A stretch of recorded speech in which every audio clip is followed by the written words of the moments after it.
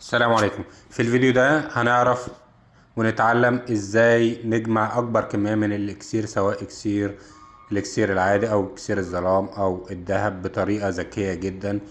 طبعا مش هنحتاج كؤوس، كل اللي احنا محتاجينه هو الاكسير فقط. اول حاجة بندرب الغيلان او الحرامي زي ما بتقولوا. يبقى معانا بالطريقة دي، بنروح اهوت بنختار قرية يكون فيها الموارد عالية، 1,225,000. اهو هنشوف ازاي نقدر نكسبهم، وعلى كل واحد هو بس بنكون مرقيين الحرامي.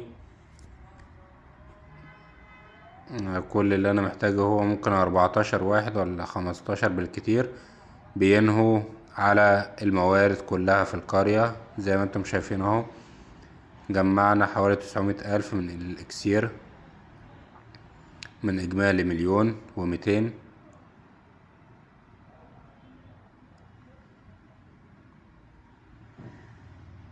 ممكن نستخدم تعويذة الغضب، ممكن ما نستخدمش حاجة لو عايزين سرعة، لكن هو قوي وبيروح على الموارد بس. عشان كده لو احنا محتاجين موارد بس، ممكن نستخدم الحرامي فقط، او ما زي ما بتسمى الغول. خلصنا الاكسير اهو 1,200,000.